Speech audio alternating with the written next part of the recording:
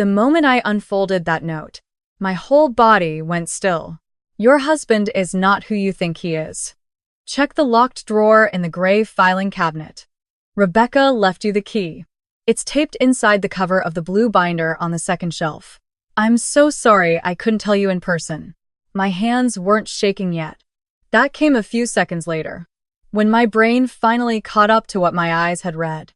I was standing in the middle of my husband's home office closet, surrounded by cardboard boxes I'd been sorting through all morning, and the handwriting on that folded piece of paper was absolutely, unmistakably Rebecca's. Rebecca, his former executive assistant, the woman he had fired 11 days ago without so much as a conversation. No warning, no severance, no explanation beyond what he'd told me over dinner one evening in that flat, casual tone he used when he didn't want to be questioned. She became a liability. You wouldn't understand the professional dynamics. I hadn't pushed back. I never pushed back on things that happened in his world, the business world, the world he kept carefully separated from our life together. That was the arrangement we'd settled into over 4 years of marriage, quietly, without ever naming it out loud. I looked at the note again. The key. Blue binder. Second shelf. My eyes moved up. There it was, a thick blue binder wedged between two accounting folders, its spine slightly cracked from use. I pulled it down. My fingers found the back cover, ran along the inner lining, and felt it immediately. A small ridge. A bump beneath the paper. I peeled back the corner, and there was a silver key, barely longer than my thumbnail, taped flat with 2 strips of clear tape. I held it in my palm for a long moment. The gray filing cabinet was against the far wall, beneath the window. My husband used it for business documents, at least. That's what I'd always assumed. I'd never had reason to open it. He'd never told me not to. There's a particular kind of control that doesn't look like control at all. It looks like privacy. It looks like professional boundaries. You don't even notice the walls until the day you walk straight into one of them. I crossed the room. The key fit the bottom drawer on the first try. And that's when I heard his car in the driveway. I don't know how I moved so fast. I pulled the drawer shut, pocketed the key, shoved the blue binder back onto the shelf, and was back in the closet, pretending to sort through a box of old cable cords before I'd consciously made a single decision. My heart was slamming so hard, I could feel it in my ears. I heard the front door open, his footsteps in the hallway. The particular rhythm of him, confident, unhurried, a man moving through a space he owned entirely. Hey. He appeared in the office doorway, briefcase still in his hand. You're in here. It wasn't a question. There was a subtle shift in his voice, barely a fraction of a degree cooler than usual, but I'd been married to him for 4 years. I knew all his temperatures. Just trying to make room, I said. You mentioned wanting to clear out some of these old boxes. He didn't move from the doorway. His eyes did a slow circuit of the room shelves, cabinet, closet, me. Leave the filing cabinet alone, he said. There's confidential client information in there. He said it the same way he said everything. Pleasantly, reasonably, as if the request were completely unremarkable. I nodded. Of course. I was just going through the boxes in the closet. He watched me for another moment. Something passed through his expression that I couldn't name, not quite suspicion, not quite reassurance. Then he smiled, his normal smile. Don't tire yourself out. I'll order dinner tonight. He left. I counted his footsteps down the hallway, heard the bedroom door close. And then I sat down on the closet floor with my back against the wall and pressed both hands flat against my thighs to stop them from trembling. That night, I lay awake listening to my husband breathe. He slept deeply, evenly. The sleep of a person with a clean conscience, or a completely buried one. I couldn't tell which anymore. I stared at the ceiling and turned every piece of information over in my mind the way you turn a stone in your hand, looking for what's underneath. Rebecca. Fired abruptly. A hidden note. A key taped inside a binder he probably never opened. She had planned this. She had expected to be fired. She had left me a way in before he had the chance to close the door. The question that kept snagging on everything else was why. Why would Rebecca, quiet and professional Rebecca, who had worked for my husband for 3 years without a single incident I'd ever heard of, why would she risk this? What had she seen that made her decide a stranger, his wife, needed to know? And underneath that question, colder and heavier, what exactly had she seen? I didn't sleep. By 5 in the morning, I had made a decision. I would wait until he left for work. I would open that drawer, and whatever was inside, I would handle it. At 7:15, he kissed my cheek, told me he had back-to-back meetings until 6, and left. I waited until I heard his car reach the end of the street. Then I walked into his office, took the key from where I'd hidden it inside my own coat pocket, and opened the bottom drawer of the gray filing cabinet. There were 6 folders inside, each one labeled in his handwriting. Clean, precise, controlled handwriting, just like everything else about him. The first folder made my stomach drop. It was a collection of financial documents, wire transfer records, account statements, investment summaries, all bearing my name. Clara M. Whitfield. My full legal name. Accounts I had never opened. Transactions I had never authorized. The amounts were not small. Over 2 years. Moving through shell company structures I didn't recognize. More than $400,000 had passed through financial instruments attached to my identity. My name. My signature, or something close enough to it that I had to look 3 times to be certain I hadn't somehow, in some sleepwalking version of my own life, signed these things myself. I hadn't. The second folder was worse. It was a dossier. On me. Psychological assessments, not real ones, fabricated ones, with a letterhead from a psychiatric practice I'd never visited and a doctor's name I didn't recognize. They described a woman with severe anxiety, dissociative episodes, a history of financial impulsivity, a pattern of self-destructive behavior under stress. They described, in careful clinical language, someone who absolutely could have opened fraudulent accounts and moved money without remembering she'd done it. Someone whose husband might, reluctantly, tragically, have to explain her erratic behavior to authorities. My throat closed. The third folder contained emails. Printed emails between my husband and someone identified only by a first name, Diane, spanning the last 18 months. I didn't read them word for word because I didn't need to. The tone was unmistakable within 3 lines. The last email was dated 4 days ago.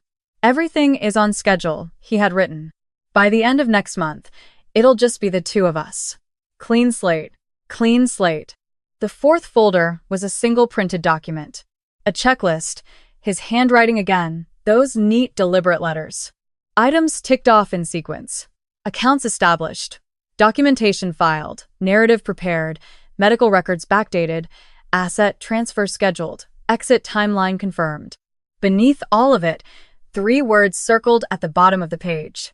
When she's arrested. I sat on the floor of his office for a long time. I didn't cry. I want to be clear about that. I didn't cry. Not then.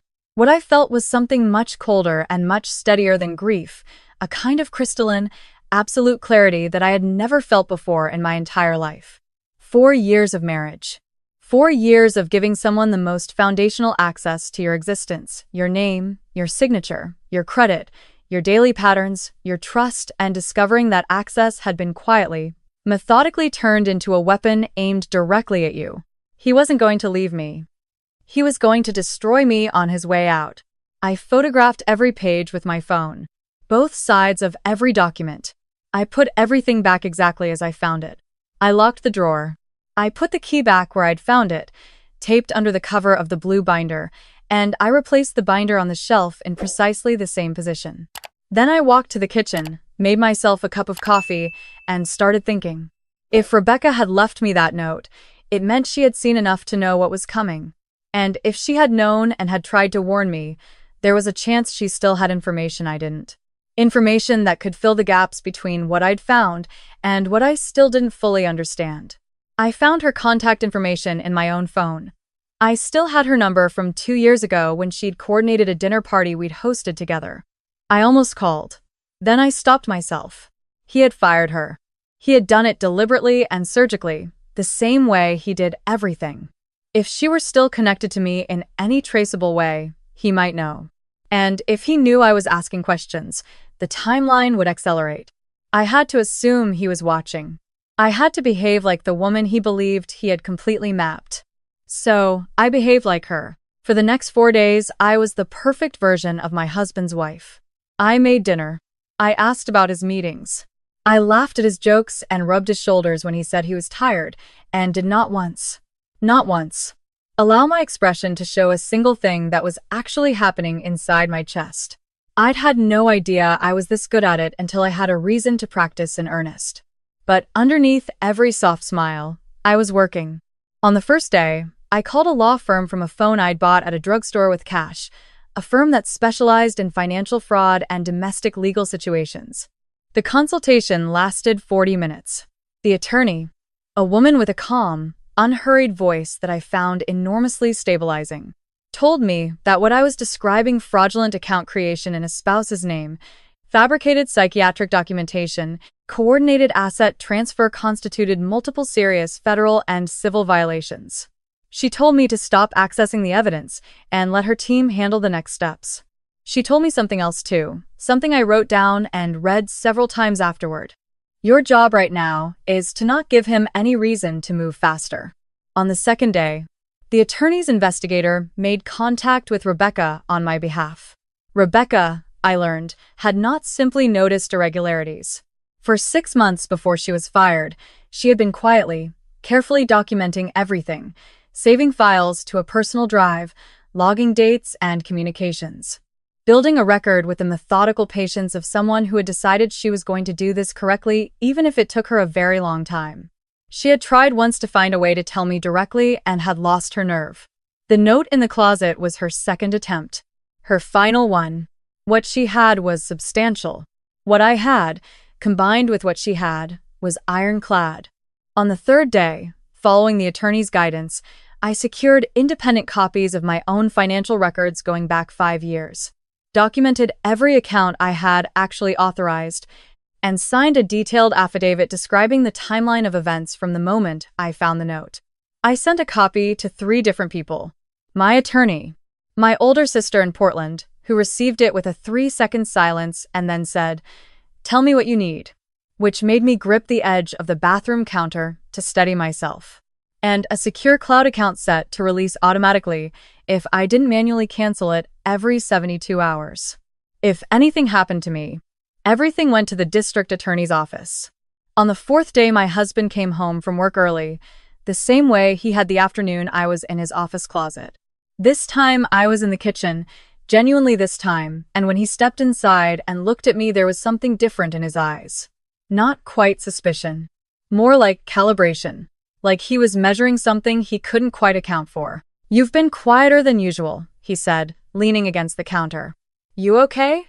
"I'm fine," I told him. "Just tired. I think I might be getting a cold." He reached out and pushed a piece of hair back from my face, and I let him do it.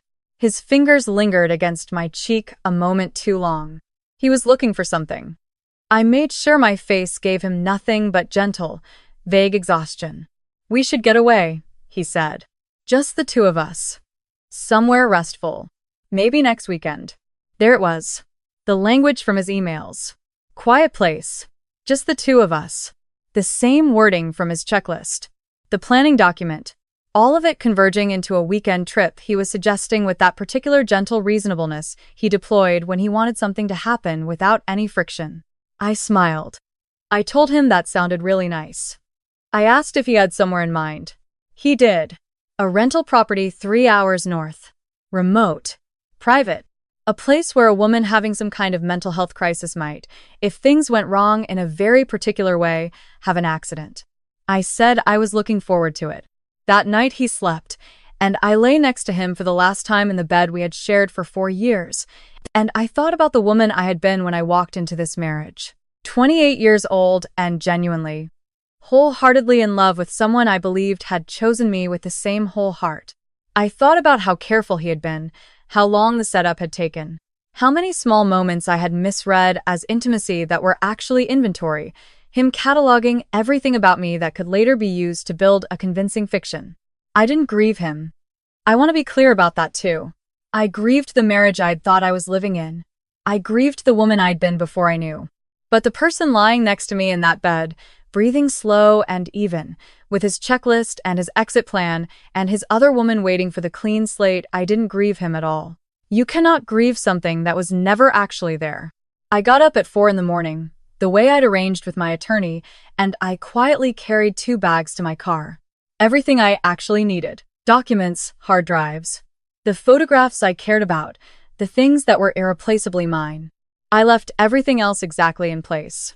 The house looked completely normal when I drove away in the dark. My husband was still asleep. I was 40 minutes away, at my sister's house, drinking coffee in her kitchen while she held my hand across the table. When my phone showed me the alert I had been waiting for, the attorney had confirmed the warrant was signed. They arrived at the house at 6:58 in the morning. I know because my sister tracked the news updates in real time and read them out loud to me in a calm voice, as if she were reading me a weather report. I appreciate that about her more than I will ever be able to say. My husband apparently answered the door in his bathrobe, and I'm told his expression when the lead investigator introduced himself was one of complete, total incomprehension. The blankness of a man who had spent so long believing he was the only one in the room running a plan that he had genuinely never prepared for the possibility of this outcome. He asked to make a phone call. He asked for his attorney. He said there had been a misunderstanding. He said my name. I heard that part from my attorney afterward. That in the middle of everything, as they were walking him through his own front door, he said my name in this particular way, half question, half something else entirely.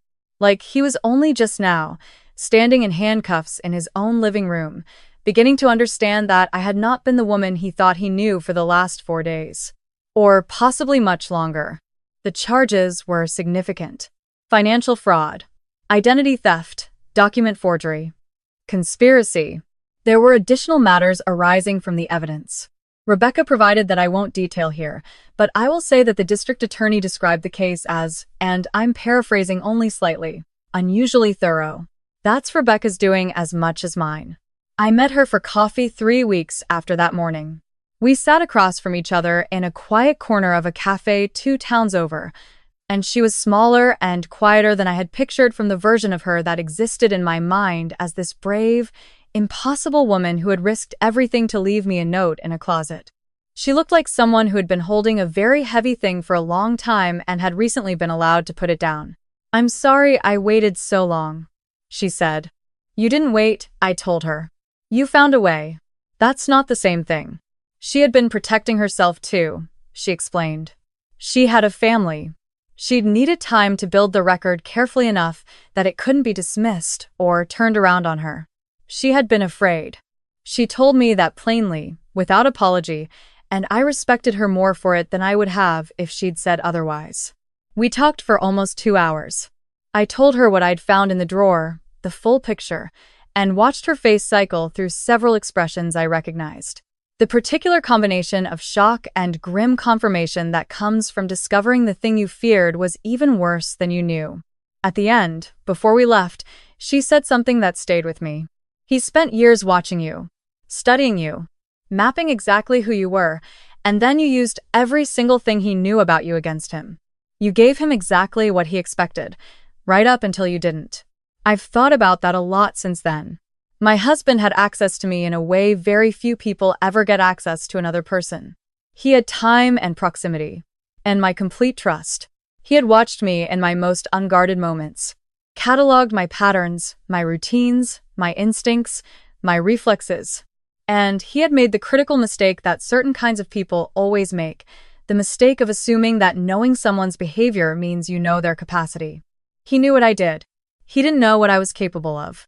The divorce was finalized on a Tuesday, 5 months after that morning. I sat in my attorney's office and signed the last document, and then sat very quietly for a moment, looking at my own signature on the page, my real signature, the one I had actually chosen to write. I felt something settle in my chest. Not relief exactly. More like the particular solidity that comes from being on the right side of a thing you did yourself. I started over. New city. New apartment. I sent Rebecca a set of bookshelves she'd mentioned wanting, as a thank you, which I know is a slightly unusual thank you gift for the person who helped save you from a federal fraud conviction. But she sent back a photograph of them assembled in her living room with a small note that said perfect, and that felt right. I'm not going to pretend the first few months were easy. They weren't. There were mornings I woke up and the full weight of 4 years pressed down on me before I'd even open my eyes. The way trust works, real trust, it doesn't just break cleanly. It fractures in ways you keep finding later, small sharp pieces in unexpected places. But here's what I know now that I did not know before. Being underestimated is only a disadvantage if you don't know it's happening. He had spent 4 years believing he understood exactly what I was. Quiet, accommodating, trusting to the point of carelessness. A woman who did not look closely at things outside her designated sphere. He had counted on all of that. He had built his entire plan on that foundation. What he had not accounted for was what happens to a quiet woman when she finally has a reason to look closely. She looks very closely indeed, and she remembers every single thing she sees.